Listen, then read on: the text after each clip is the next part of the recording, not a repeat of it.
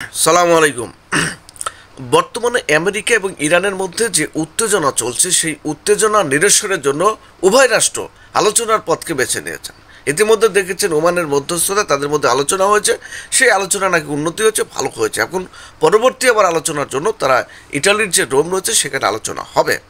এখন এই দুটি রাষ্ট্র তাদের মধ্যে যে উত্তেজনা, যদি আলোচনা ব্যর্থ হয় সেই ক্ষেত্রে মার্কিন যুক্তরাষ্ট্রের ডোনাল্ড ট্রাম্প তিনি কিন্তু ইরানে হামলা চালাবেন এবং দেখা যাচ্ছে যে আসলে আলোচনাও চলছে এবং পাশাপাশি হামলার প্রস্তুতি বা যুদ্ধের প্রস্তুতি কিন্তু উভয় রাষ্ট্র সেরে নিচ্ছে।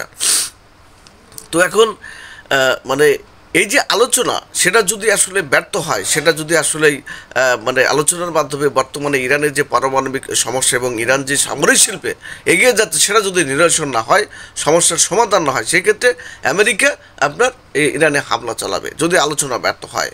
তো এখন আলোচনা যদি প্রকৃত অর্থেই ব্যর্থ হয় সেই ক্ষেত্রে আমেরিকা ইরানে হামলা চালাবে কিনা সেটাও কিন্তু একটা সন্দেহ রয়েছে। এখন বিশ্ব পরাশক্তি রাষ্ট্র মোড়ল, বিশ্বের যে মুখ্য মোড়ল, সব ক্ষেত্রে আপনি অর্থনীতি বলুন, সামরিক বলুন, সেই ক্ষেত্রে আমেরিকা যে বিশ্ব একটা পরাশক্তি রাষ্ট্র, এমন এই পরাশক্তি রাষ্ট্র এবং ইরান যে একটা আঞ্চলিক পরাশক্তি রাষ্ট্রে পরিণত হয়েছে, এই দুটি রাষ্ট্রের মধ্যে একটা যে যদি যুদ্ধ হয় সেই যুদ্ধটা আসলেই ফলাফলটা কী হবে এখন আসলে বলা যাচ্ছে না। আমেরিকা যেহেতু একটা বিশ্ব পরাশক্তি রাষ্ট্র, বিশ্বের মোড়ল রাষ্ট্র অর্থনৈতিক সামরিকভাবে, এবং ইরানও কিন্তু এখন আপনার মিডল ইস্টের যে অঞ্চল রয়েছে সেই অঞ্চলের কিন্তু একটা পরাশক্তিতে পরিণত পড়েছে। আমরা বিশেষ করে দেখুন যে আমেরিকার যে তেল সমৃদ্ধ রাষ্ট্রগুলো, উপসাগরের রাষ্ট্রগুলো, মিডল ইস্টের যে রাষ্ট্রগুলো, তারা কিন্তু আসলেই এই মুহূর্তে আপনার আমেরিকাকে, অর্থাৎ ইরান এবং আমেরিকার মধ্যে যদি যুদ্ধ হয় সেই ক্ষেত্রে এইসব উপসাগরীয় রাষ্ট্রগুলো, বিশেষ করে আপনার কুয়েত, আপনার এই কাতার, বাহরাইন, আপনার এই সৌদি আরব, কাতার, এইসব রাষ্ট্রগুলা, কুয়েত, তারা কিন্তু আসলে আমেরিকাকে তাদের আকাশ সীমানা ব্যবহার করতে দেবে না। এবং আপনারা দেখেছেন যে ইসরায়েল এবং আমেরিকার মধ্যে যে ইরানের মধ্যে যে দুটি যুদ্ধ হয়েছে, সেই ক্ষেত্রে আসলে এখানে কিন্তু ইরান কিন্তু আসলে বেশি প্রভাব দেখিয়েছে। তো আসলে আমরা এই বিষয়গুলো অ্যানালাইসিস করে আমরা বলতে পারি যে ইরান বর্তমানে মিডল ইস্টের যে অঞ্চল রয়েছে সেই অঞ্চলের পরাশক্তিতে পরিণত হয়ে পড়েছে। সুতরাং বিশ্ব পরাশক্তি এবং আঞ্চলিক পরাশক্তির মধ্যে যদি যুদ্ধ হয় এবং এই যুদ্ধটা যদি হামলা টু হামলার মাধ্যমে সমাধান হয়, সেই ক্ষেত্রে আসলেই আলাপ আলোচনার মাধ্যমে সমাধান হয়, তাহলে তো ভালো। আর যদি আমেরিকা যদি সামরিক শক্তি ব্যবহার করে যে যদি ইরান পারমাণবিক অস্ত্রের মালিক হয়ে যায়, সেই ক্ষেত্রে মিডল ইস্টে আমেরিকার যে প্রভাব প্রতিপত্তি সেটা এমনিতে নষ্ট হবে। সেক্ষেত্রে তাহলে এই যে আপনার আমেরিকার যে বিভিন্ন রণতরী, বিভিন্ন যে এই যে টেকনোলজি, বিভিন্ন ধরনের এগুলো দিয়ে যদি ইরানকে থামানো না যায়, সেই ক্ষেত্রে ইরান যদি পারমাণবিক অস্ত্রের মালিক হয়ে যায়, সেই ক্ষেত্রে আপনার এই মিডল ইস্টের যে বর্তমান বিজ্ঞান এবং প্রযুক্তির যে চালিকা শক্তি, আপনার খনিজ সম্পদ, সেই খনিজ সম্পদের উপর যদি আমেরিকা আসলে প্রভাব প্রতিপত্তি হারায়, তাহলে সেই ক্ষেত্রে আমেরিকার যে বিশ্ব আধিপত্য সেটা কিন্তু অন্তরায় হয়ে দাঁড়াবে এই ইরান। যার কারণে আমেরিকা তার সর্বশক্তি প্রয়োগ করে হলেও ইরানকে আসলে থামানোর চেষ্টা করছে। এবং ইরানও কিন্তু আসলেই তার যে আঞ্চলিক যে শক্তি, অর্থাৎ তারা কিন্তু একটা বিশ্ব শক্তিতে পরিণত হওয়ার চেষ্টা করছে।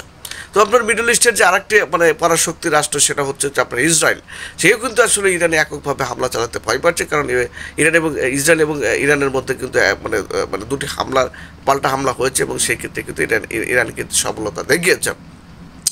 তো সুতরাং আসলে আমরা বলতে পারি যে বর্তমানে আলাপ আলোচনার মাধ্যমে যদি সমাধান হয় তাহলে তো ভালো, আর যদি না হয়, যদি সামরিক সংঘাতে উভয় রাষ্ট্র জড়িয়ে পড়ে, সেক্ষেত্রে আসলে এই দুটি রাষ্ট্রের মধ্যে আসলে যদি পূর্ণ যুদ্ধ হয়, আর যুদ্ধ না হয়তো উপায় নেই, কারণ ইরান যদি পারমাণবিক অস্ত্রের মালিক হয়ে যায়, সেই ক্ষেত্রে মিডল ইস্টে যে এই যে বর্তমান টেকনোলজির যে আপনার এই চালিকা শক্তি, খনিজ সম্পদ, সেই খনিজ সম্পদের উপর নিয়ন্ত্রণ প্রতিষ্ঠা করবে আপনার ইরান।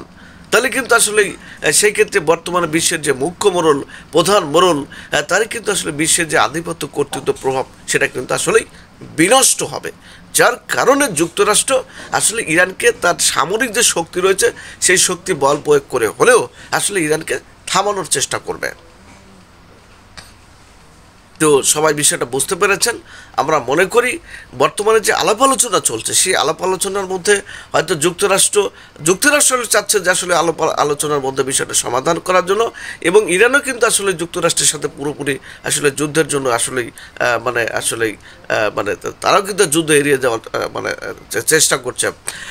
সেই ক্ষেত্রে আসলে এখানে এ ধরনের চুক্তিও আসতে পারে। যেমন ধরুন হয়তো আমেরিকা ইরানকে বলতে পারে যে তুমি পারমাণবিকভাবে যতটুকু অগ্রসর হয়েছে এই পর্যন্ত ফুল স্টপ দাও, এই পর্যন্ত থেমে যাও, এরপর আর তোমার কোনো শক্তি বাড়ানো যাবে না।